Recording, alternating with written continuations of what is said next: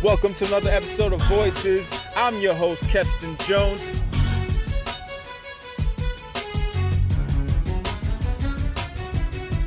Visionaries offering information with clarity, expertise, and substance.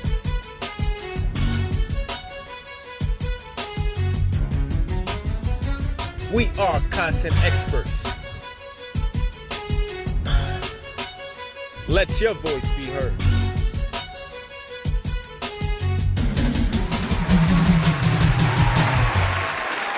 Welcome to another episode of Voices. I'm your host, Keston Jones. So again, Voices, visionaries offering information with clarity, expertise, and substance.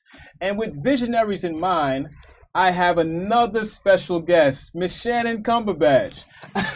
Thank you for having me. Thank you for being here today, especially with your busy schedule. Of Folks, course. Shannon and I, we've known each other for a number of years.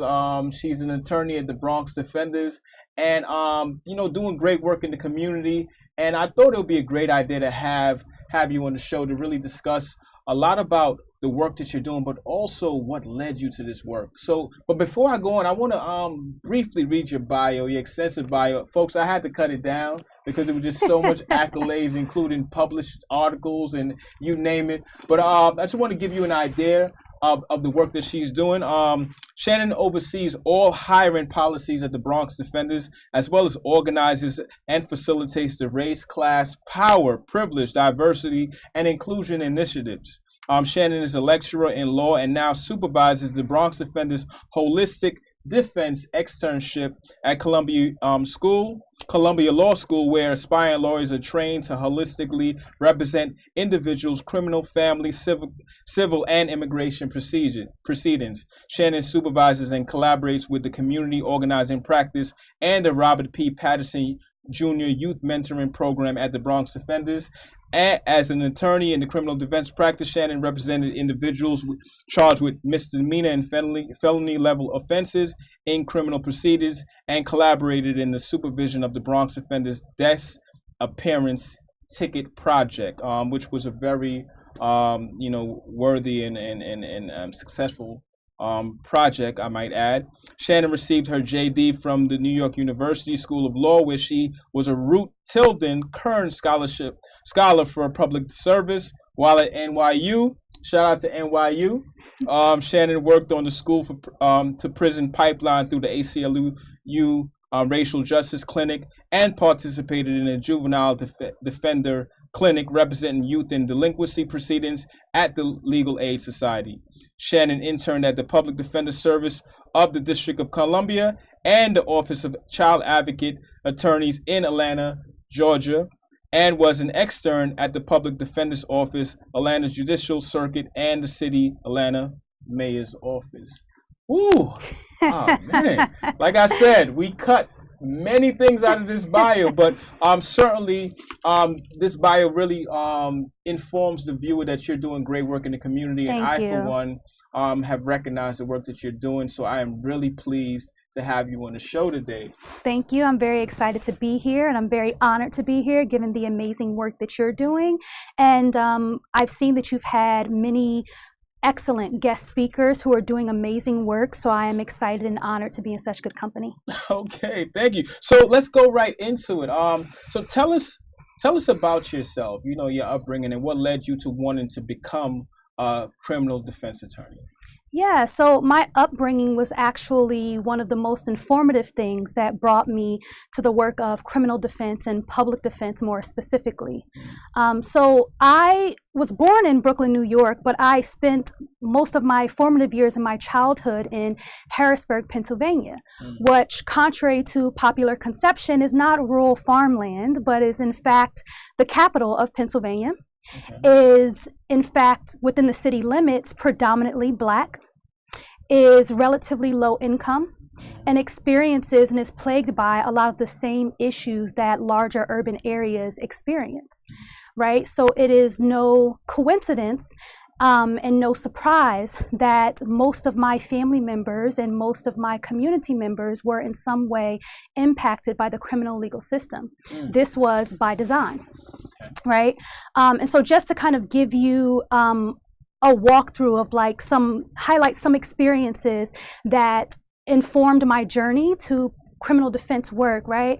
As early as kindergarten, I personally watched the police brutally beat and arrest my brother in front of my face and in my own front yard, right?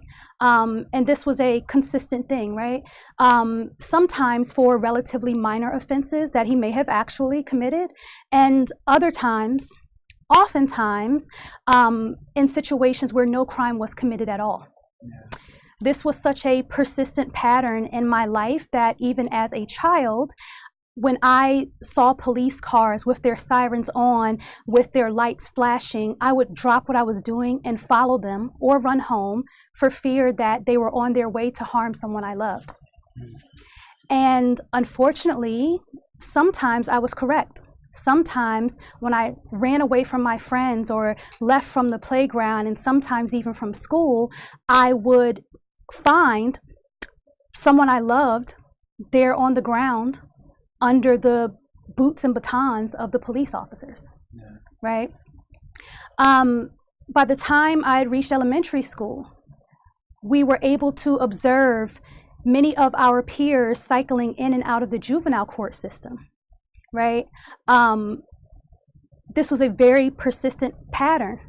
And most of those people were eventually filtered into the adult criminal system, navigating what I now understand to be the school to prison pipeline. Yes.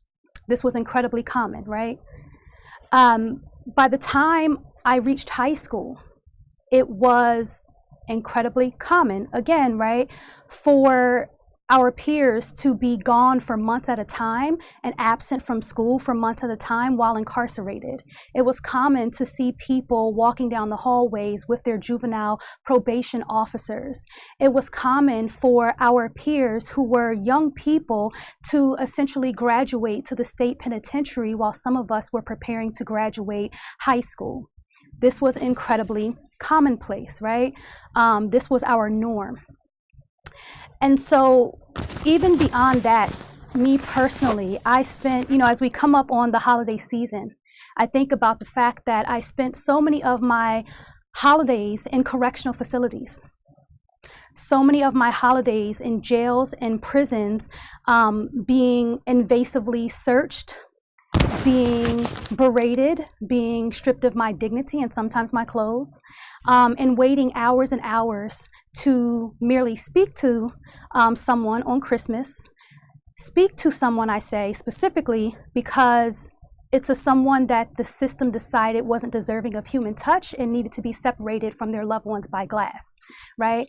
Or I spent my holidays traveling hours and hours to distant places only to arrive at these prisons to be told to turn back around and we cannot come in due to a technicality like my bra having an underwire. And so we cannot spend the holidays with our loved ones and have to turn back around in inclement weather after hours of travel. That's how I spent so many of my holidays. So through my own personal familial experiences, through my observations and my community early on, I observed so many people who are absolutely in some ways flawed human beings, as we all are, right? Imperfect people, as we all are, but equally talented, brilliant, kind, creative, amazing people perish in the clutches of a criminal system that has decided they are disposable before they even had the opportunity to realize their own potential.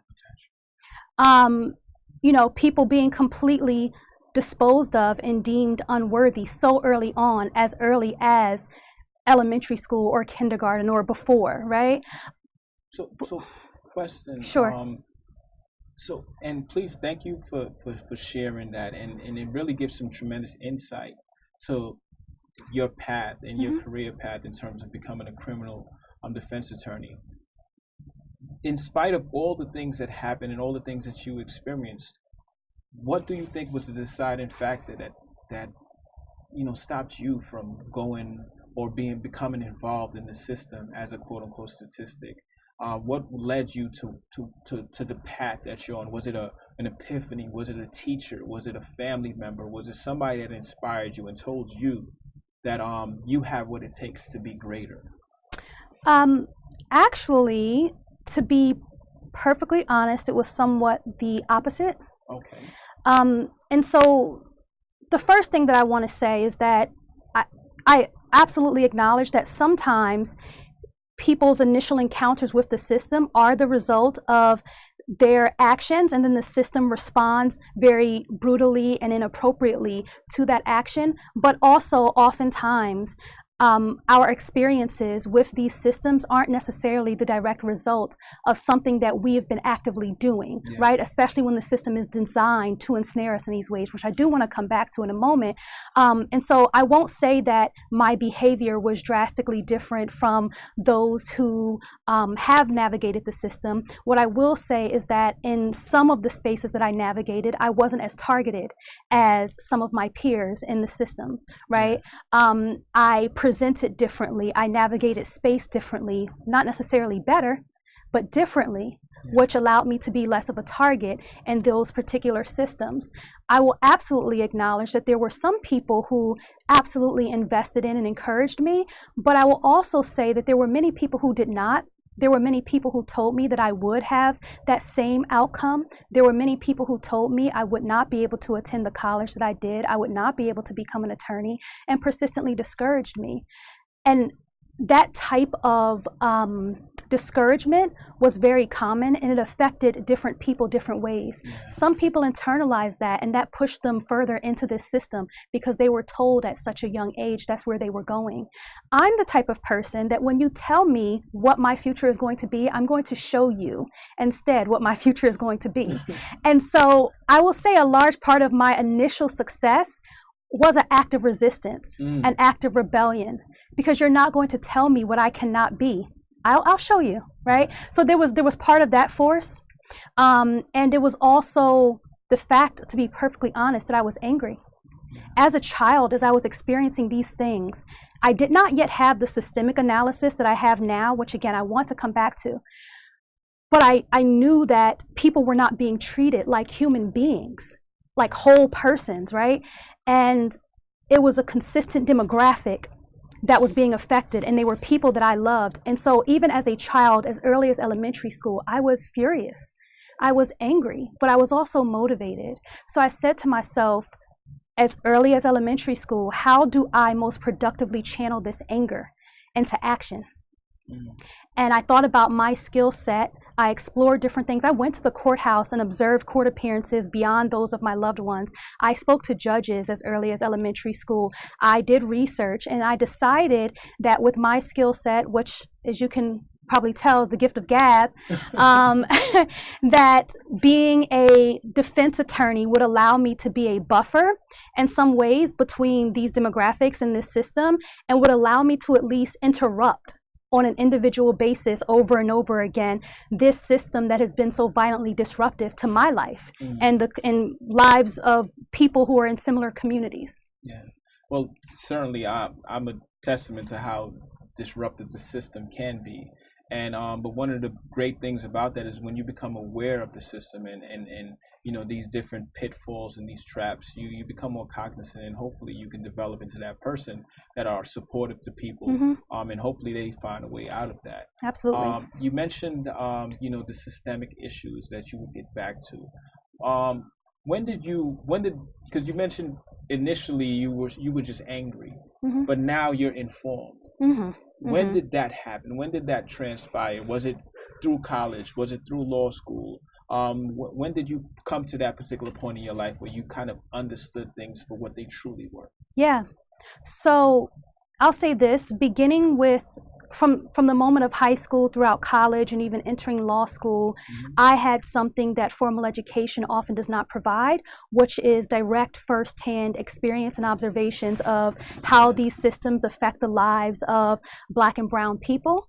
And I also had an inherent respect for and compassion for the humanity of the people the system targets and dehumanizes. And that's something that you don't necessarily always get through formal education. And that was getting me through and motivating me to do things well. I became more enlightened and was able to do things significantly better once I had the systemic analysis. And that was somewhat through formal education, but also through a lot of my own research, because it was sometimes this historical context and candid analysis, keeping it real about where the criminal system really, what it really evolved out of, right, was often lacking in my education as well. Yeah. So it was a combination of my formal education through actual institutions and also through me doing my own research and digging and understanding and unveiling that looking at our current system of policing, right, the earliest noted manifestations of our policing system as it exists today has its roots in slave patrols and then colonial armies that were specifically assigned to violently oppress Black and Native people while the dominant culture and people in positions of power profited off of their labor. So it is no surprise that Black, Latinx, and Indigenous people are severely, disproportionately overrepresented in our current prison system, where they are met with state violence and the system profits off of their labor. It's almost a seamless continuation of this same system of brutalization and exploitation. Does that mean that every single person who currently participates in the criminal system in one way or another is deliberately and maliciously trying to push people back to enslavement? No, not all. But it does mean that we need to be informed about the historical context and the roots and the foundation upon which these systems were built and the ways in which they continue to influence how they operate today, right?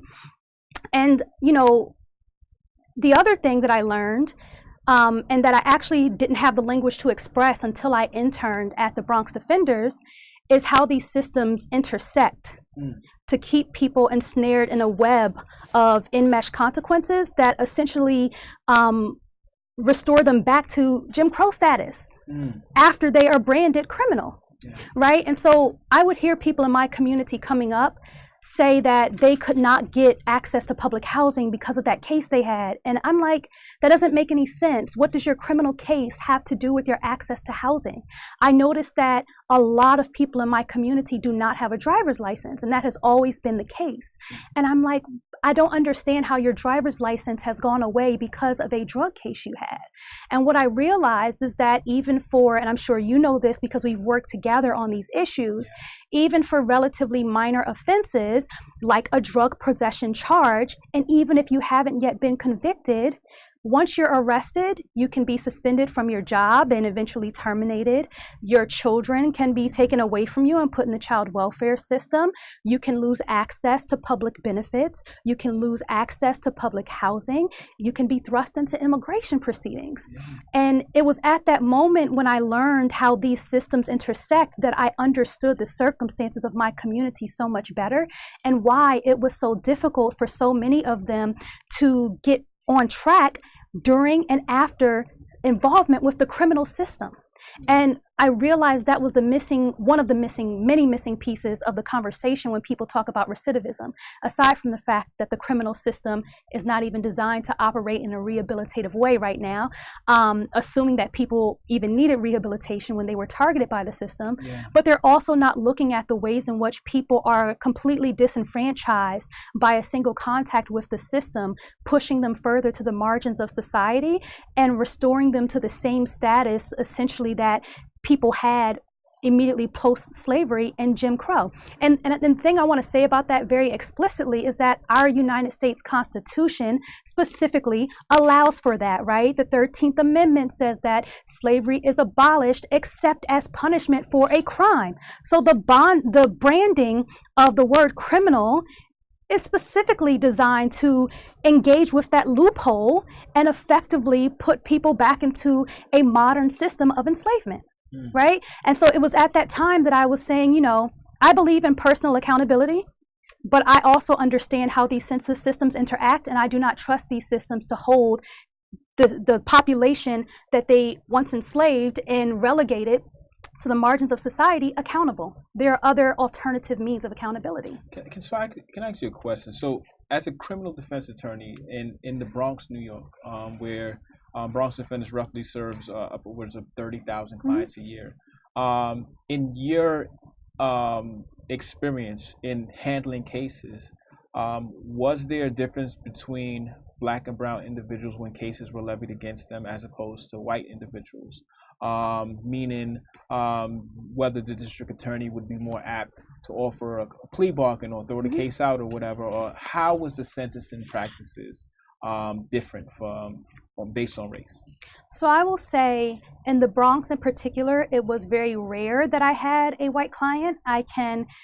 For over 5 years, I can still count on my fingers how many white clients that I've had. I could probably count it on one hand. Yeah.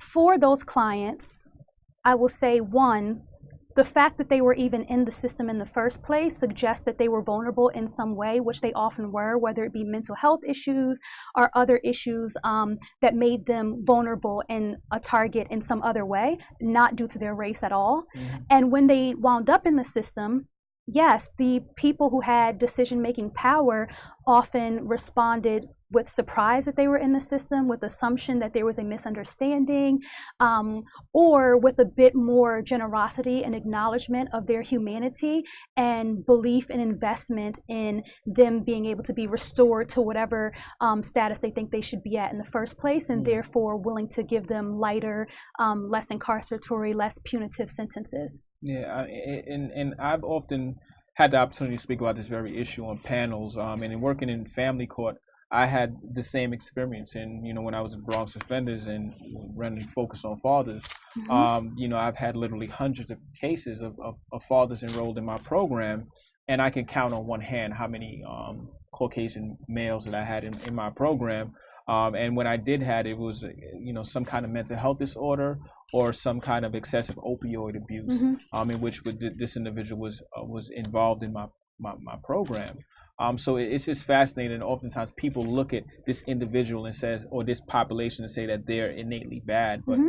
if you're not looking to quote unquote catch somebody, or if you're turning the other way, you're not going to arrest certain type of people. But if you're over policing a certain community, you're certainly going to have people more ensnared in this process. Absolutely. So as an attorney, you're also now teaching budding attorneys coming up.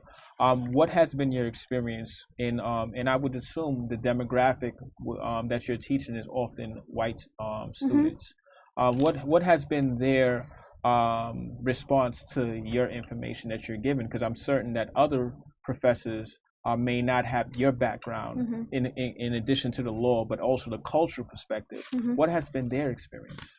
Oftentimes shock, because oftentimes the students have not previously been exposed to the world of public defense or been exposed to the actual experiences of our clients rather than the way that mainstream discourse paints our clients. So shocked by how our clients are treated and inspired by the humanity of our clients when they actually are able to engage with them.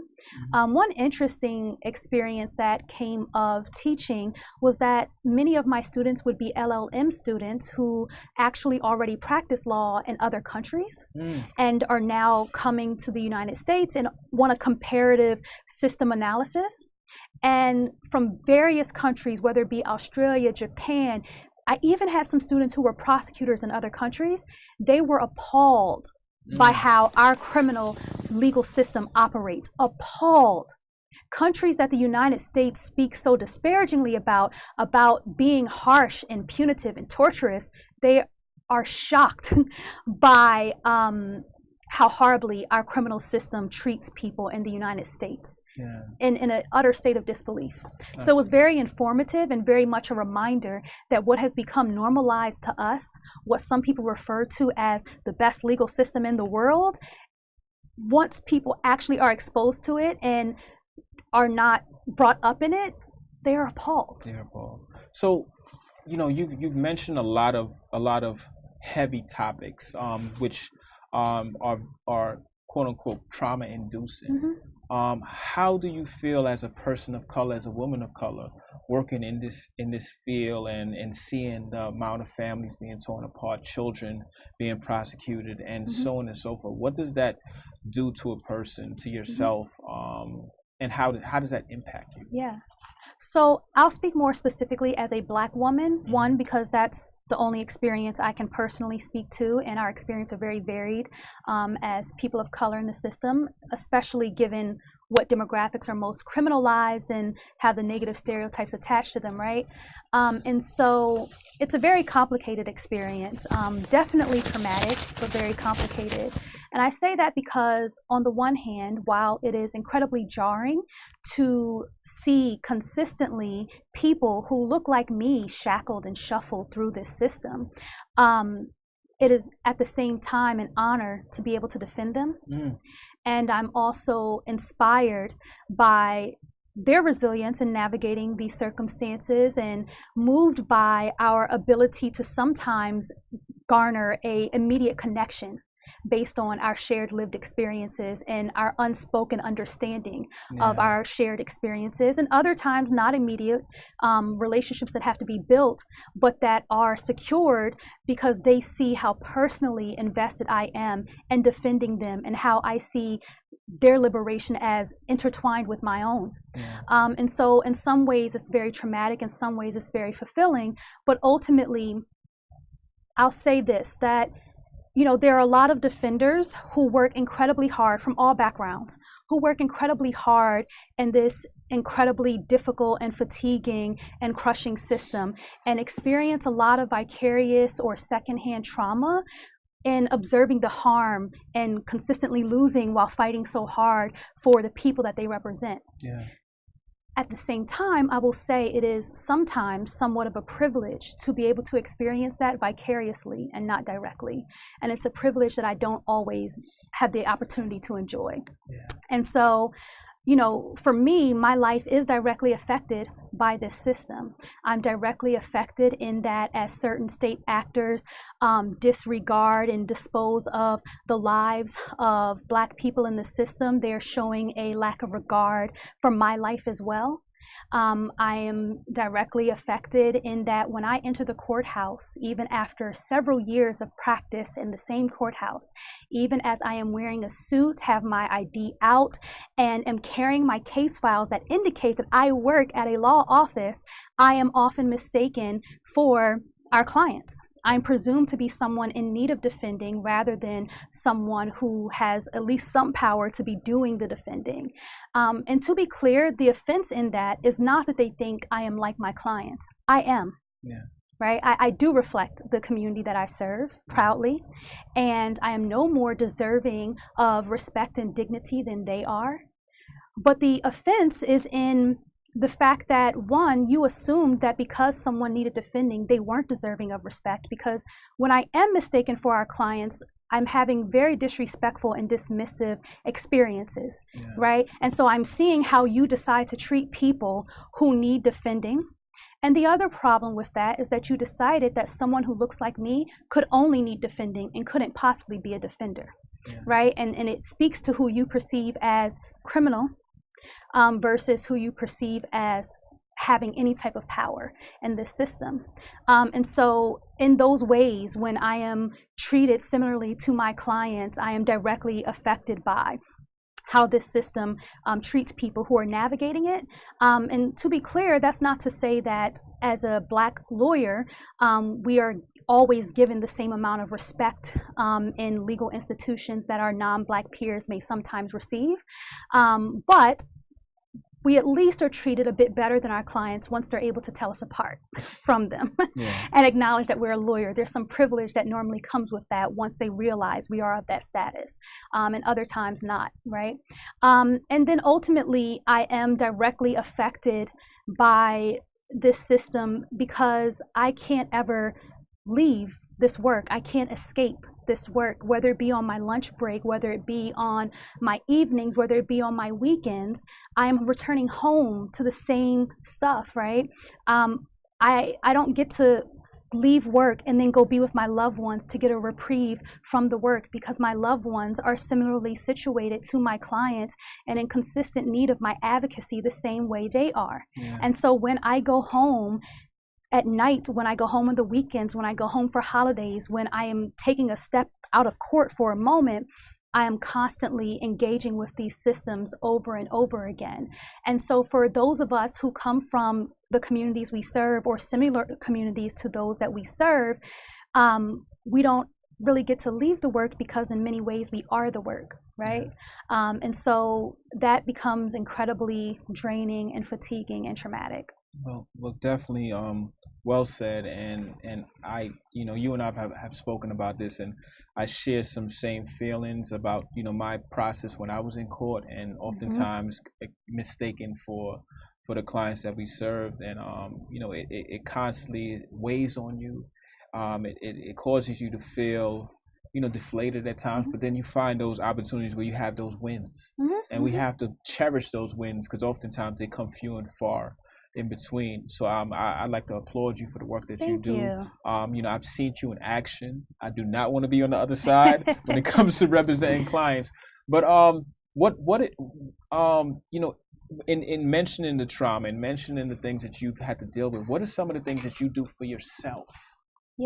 Healing, and whether it be cooking or what are some of the things that you've done to get away and debrief and exhale?